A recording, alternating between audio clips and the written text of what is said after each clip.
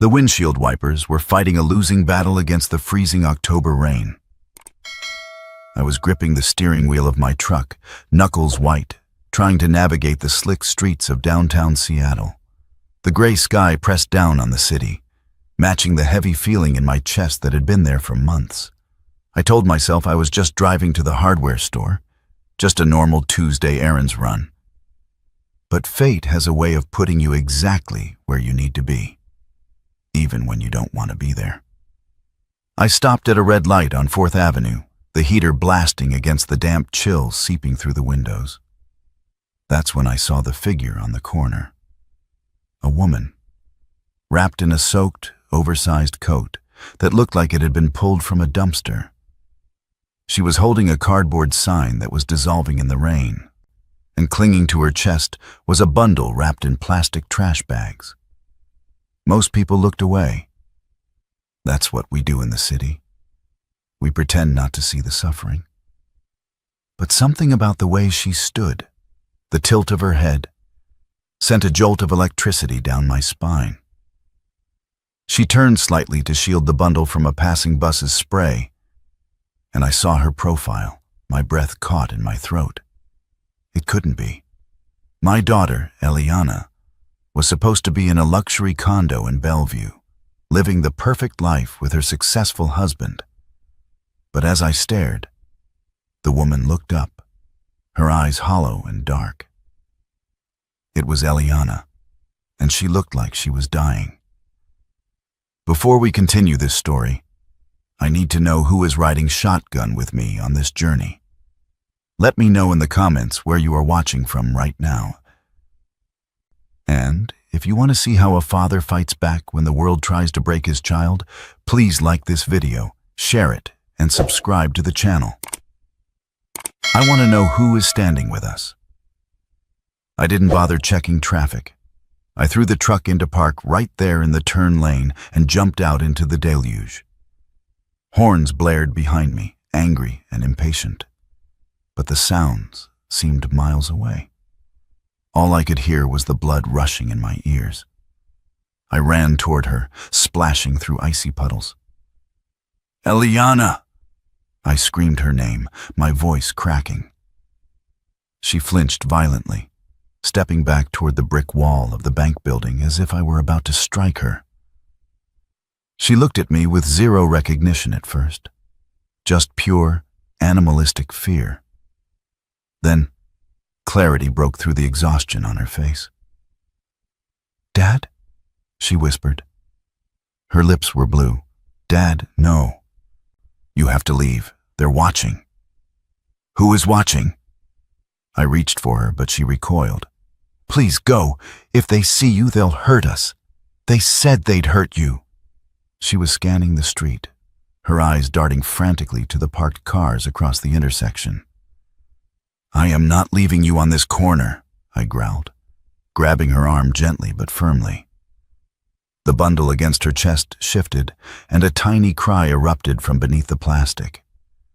My granddaughter, Daisy. "Get in the truck, now." She hesitated, trembling so hard her teeth chattered audibly. "They'll take her away, Dad." "You don't understand." "Let them try," I said, pulling her toward the passenger side. I practically lifted her into the seat. She was light, dangerously light, like a bird made of hollow bones. I slammed the door, shutting out the rain and the city, and scrambled back into the driver's seat. I locked the doors immediately. The silence inside the cab was heavy, broken only by the rhythmic thrum of the engine and the heater fan.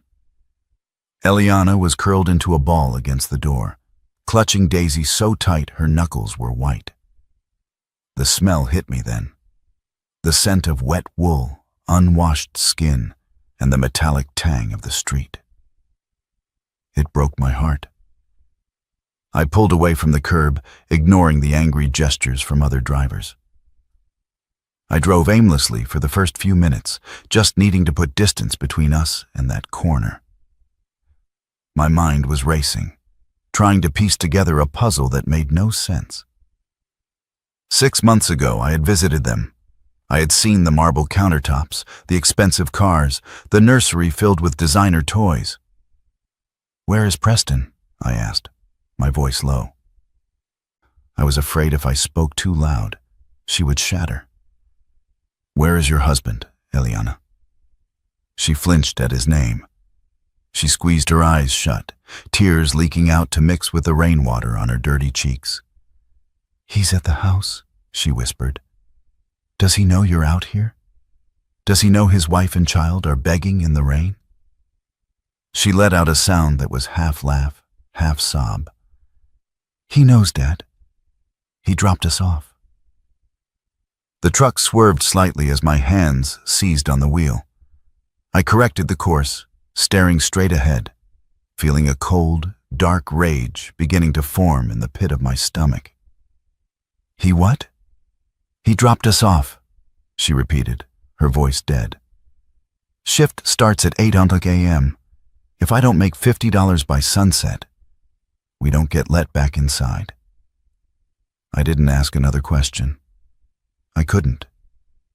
If she told me one more thing right then, I would have turned the truck around and done something that would have put me in prison for the rest of my life. And I couldn't help her from a jail cell. I needed to get them safe. I didn't go to my house. That would be the first place anyone looked. Instead, I drove north, heading toward a small fishing cabin I owned near the Snohomish River. It wasn't much, just a dry roof and a wood stove. But it was off the grid, and nobody knew about it except me. When we arrived, the rain had turned into a soft drizzle. I hustled them inside and got a fire going in the cast-iron stove. I found some old blankets and heated up a can of soup on the burner. Eliana sat on the rug by the fire, unwrapping Daisy. My granddaughter was 7 months old. She looked pale, her skin slightly rashy, but she was alive. She guzzled the warm water I offered in a clean cup. Eliana ate the soup with shaking hands, shoveling it in like she hadn't seen food in days. I watched them from the kitchen table, the darkness outside the window pressing against the glass. I was 70 years old. I had a bad hip and high blood pressure. But as I watched my daughter tremble, I felt 20 years younger and ready for war. Once the food settled in her stomach and Daisy had fallen asleep on the makeshift bed of cushions, Eliana finally looked at me. The firelight danced across her face, highlighting the hollows under her cheekbones. "I'm sorry, Dad," she whispered. "I'm so sorry I didn't call." "Stop," I said gently. "Just tell me how. How did it go from the country club to the street corner?" She took a deep breath. "It started right after Daisy was born. Preston changed. Or maybe he just stopped pretending. His mother, Lydia, moved in to help with the baby. Suddenly nothing I did was right. I was too emotional, too tired, too unstable." She picked at a loose thread on the blanket. "They stopped letting me sleep. Preston would wake me up every hour, claiming Daisy was crying when she wasn't. They wore me down, Dad, psychologically. They made me feel like I was losing my mind. It's easy to judge when you're on the outside looking in. We like to think we're smart, that we'd never let someone manipulate us like that. But abuse isn't always a bruise on the face. Sometimes it's a whisper in the dark that steals your sanity. If you are watching this, and you know someone is hurting, or if you've been through the darkness yourself, you know how hard it is to ask for help. Don't just scroll past. Hitting that subscribe button tells YouTube to show this story to more people, people who might need to hear that they aren't alone. It's a small click for you, but it could be a lifeline for someone else. Then came the paperwork, Eliana continued, her voice gaining a little strength. About 3 weeks postpartum, I was on heavy medication for the infection I got after the C-section. Preston came in with a stack of documents. He said it was for a trust fund for Daisy. He said he needed to secure her future in case anything happened to him. I closed my eyes, knowing what was coming. "You signed it." "I signed everything," she wept. "I trusted him. He's my husband. He told me he loved me while he handed me the pen. But it wasn't a trust fund. It was a transfer of assets. I signed over my rights to the inheritance Mom left me. I signed over the deed to the condo, which was in my name. I even signed a sweeping power of attorney." "The money?" I asked, feeling sick. "The $650,000? Gone," she said. "Moved into an offshore account under Lydia's name within 48 hours. They stripped me clean, Dad. And once they had the money, they didn't need the wife anymore." The fire popped, sending a spark against the screen. "So they kicked you out?" I asked. "Not immediately," she said. "That would look bad. Preston cares about his image. He's running for city council next year, remember? He couldn't just divorce a new mother. He needed me to leave. He needed me to look like the problem. So they locked me out during the day," she explained. "At first it was just for an hour, then all afternoon. Then they started driving me to different parts of the city. Preston's brother, Caleb, would drop me off in the worst neighborhoods. They took my phone, my wallet, my keys. They gave me that cardboard sign." "Why?" I slammed my hand on the table. "Why make you beg if they already stole the money?" "To build a case," she said, her eyes wide with the horror of it. "They took photos of me. They filmed me looking disheveled and begging. They were building a portfolio of evidence to prove I was mentally unstable and unfit to be a mother. They wanted full custody of Daisy, Dad. They wanted to take her and erase me completely. The cruelty was so calculated it left me breathless. It wasn't just greed, it was sadism. They wanted to destroy her credibility so thoroughly that no one would believe her when she screamed for help." "I tried to run once," Eliana said, her voice dropping to a whisper. "I tried to go into a police station. But Caleb was parked across the street. He texted me a photo of your house, Dad. A photo of you gardening in the front yard, taken through a rifle scope. My blood ran cold. He said if I talked to anyone, cops, you, a lawyer, that the stress would be too much for your heart. He said you'd have a medical accident within the hour. I couldn't risk you, Dad. So I got back in the car." She looked at me, begging for forgiveness. "I stayed on that corner because I was trying to keep you alive." I stood up and walked to the window, staring out at the black trees. I had spent my life trying to protect her, and in the end, she had endured hell to protect me. The guilt was a heavy stone in my gut. "You're safe now," I said, turning back to her. "But we can't stay here forever. Preston isn't going to just let his unstable wife disappear with the leverage he needs for court." "He'll find us," she said, panic rising again. "Preston has connections. He knows people in the police department. He knows private investigators."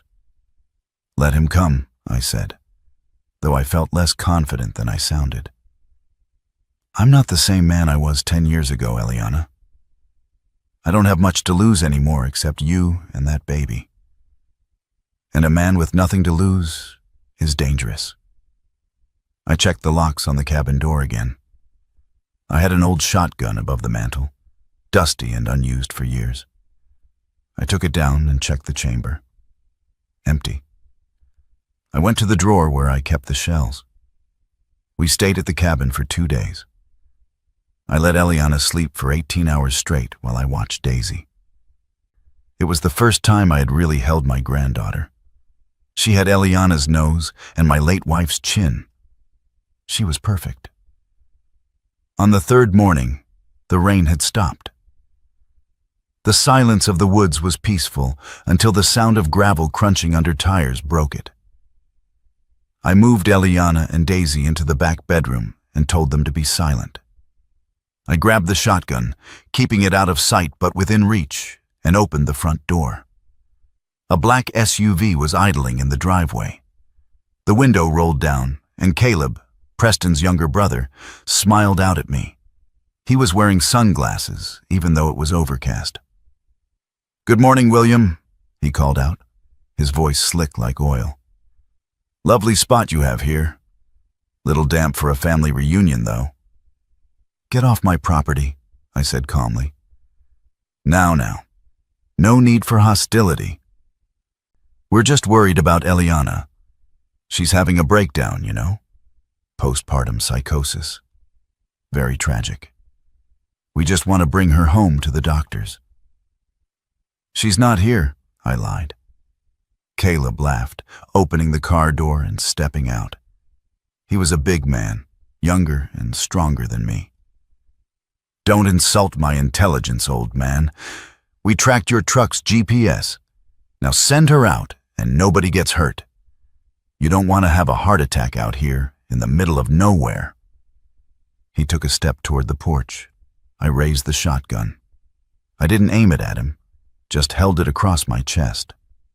I said, "Get off my property." Caleb stopped. He looked at the gun, then at me. He sneered. "You think you can protect her? Preston has already filed the missing persons report. The police are looking for a kidnapping suspect."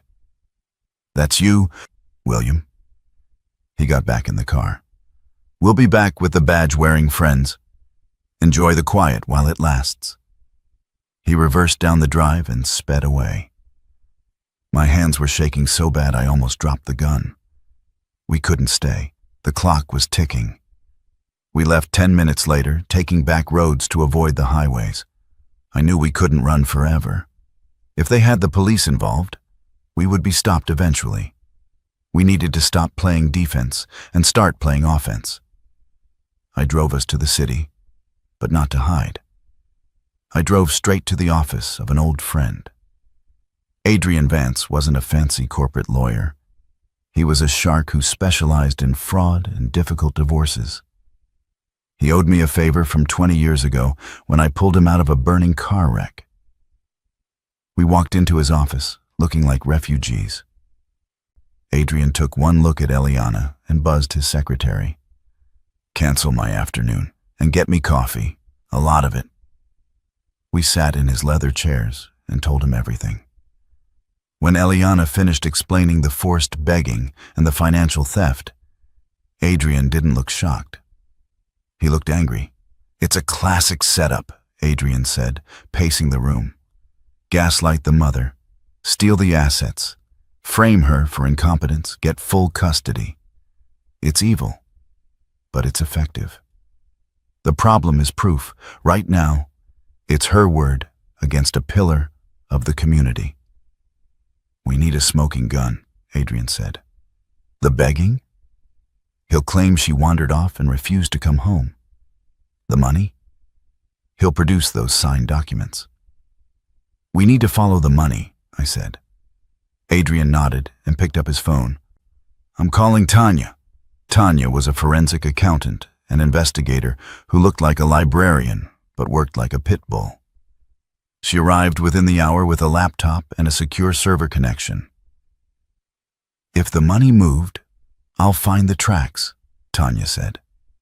She started typing, her fingers a blur. "Give me the account numbers, social security, everything." While Tanya worked, I paced.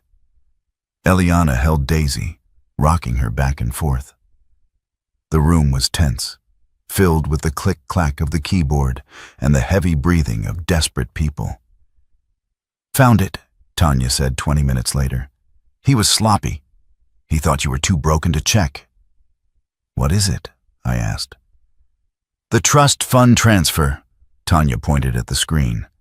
"He backdated the signature, but the digital timestamp on the bank's server shows it was uploaded at 3:00 a.m. on the 14th.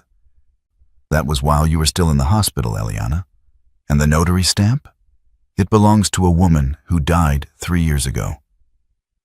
Forgery, Adrian said, a grin spreading across his face. That voids the documents. There's more, Tanya said, her face grim. I pulled his text logs. He didn't scrub his cloud backup. Look at this thread with Caleb. She turned the screen. It was a text from Preston to his brother. Make sure she stays on the corner until at least 6 p.m. We need the lighting to be bad for the video, so she looks worse. If she tries to leave, remind her about her dad's heart condition.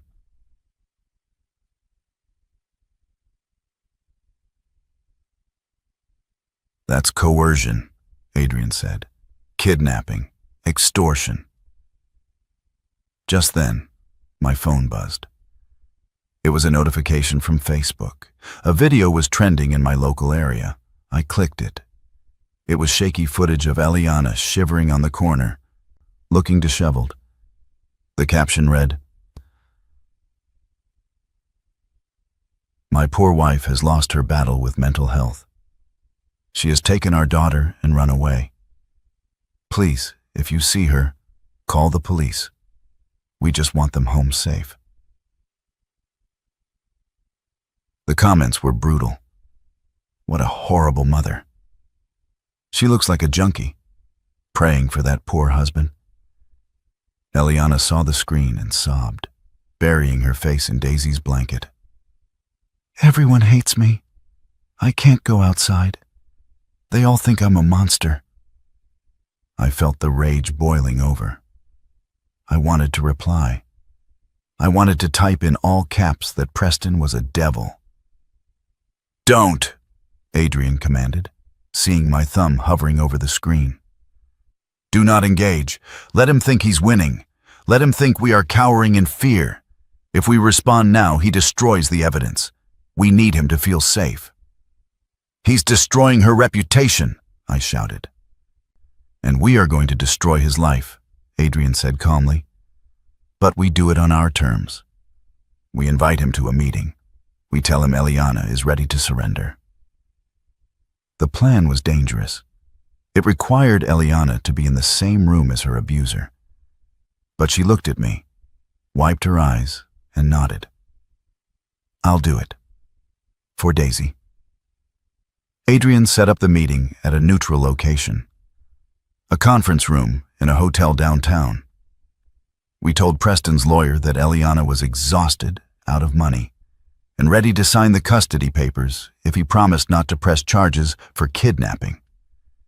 Tanya spent the night preparing the dossier. We had the forged notary logs, the bank transfers showing the money going to the mother-in-law, and the text messages proving the conspiracy to endanger a minor. We also found something else. A life insurance policy taken out on Eliana 2 weeks ago. Double indemnity for accidental death. They weren't just going to take the baby, Tanya whispered to me in the hallway. They were hoping she'd die on the street. Hypothermia. An accident. They were betting on it. The morning of the meeting, the sky was clear but cold. I wore my best suit, though it was a little tight around the shoulders. Eliana wore a simple gray dress. She looked tired, but she didn't look like a victim anymore. She looked like a survivor. We arrived at the hotel early. Adrian set up a camera in the corner, disguised as a speaker. Tanya sat in the next room, monitoring the audio. Remember, Adrian said, let him talk. Let him dig the hole. At 10 a.m. sharp, the door opened. Preston walked in, flanked by Lydia and Caleb. They looked like royalty. Preston was wearing a $2,000 suit and a look of mock concern. Eliana, he said, opening his arms. Oh, honey, thank God you're safe. Eliana didn't move. She stayed seated next to me. Sit down, Preston. Preston's smile faltered for a second, then returned. He sat. Lydia glared at me with pure venom. We have the papers ready, Preston said, sliding a folder across the table. Full custody to me. You get visitation on weekends, supervised. And we'll get you into a nice treatment facility for your episodes. And the money? I asked. The condo? Lydia scoffed. Reimbursement for the emotional distress she's caused this family. It's all in the agreement. So you admit you took it? Adrian asked quietly. It was a family asset transfer, Preston said dismissively. She signed for it. Just like she's going to sign this. I'm not signing anything, Eliana said. Her voice was steady. Preston sighed, his face hardening. Don't make this difficult, Eliana. You're homeless. You're unstable. You have nothing. If you don't sign, I'll have your father arrested for kidnapping and you'll never see Daisy again. Actually, Adrian said, opening his own folder, we have a different offer. He slid a photo across the table. It was the text message about keeping her on the corner. Preston picked it up. His face went pale. Then Adrian slid the bank records. Wire fraud, he said. Then the notary log. Forgery. Then the insurance policy. Conspiracy to commit murder. The room went deathly silent. Caleb looked at the door like he wanted to run. Lydia looked like she had swallowed a lemon.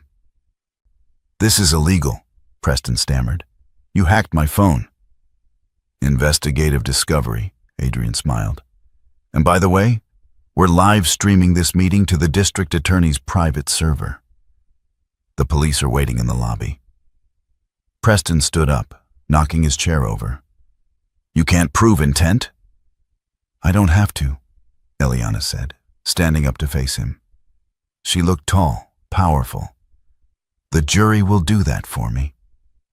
The door burst open. 2 uniformed officers stepped in, followed by a detective. Preston Miller? You're under arrest. It took 6 months for the dust to settle. Preston and Caleb took plea deals to avoid 20-year sentences, but they still went away for a long time. Lydia is fighting the charges, but she's bankrupt and alone. Eliana got everything back. The condo, the money, and most importantly, her life. She sold the condo, too many bad memories, and bought a small house with a big yard just down the street from me. I was sitting on my porch yesterday, watching Daisy chase a butterfly through the grass.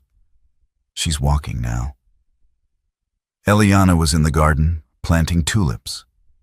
She looked over at me and smiled, a real smile that reached her eyes. We think we are safe in this world. We think that contracts and marriages and promises protect us. But the only thing that really protects us is the people who love us enough to run into the rain when we are breaking. I look at my daughter, and I see a warrior. I look at my granddaughter, and I see the future. And I thank God every day that I didn't drive past that corner.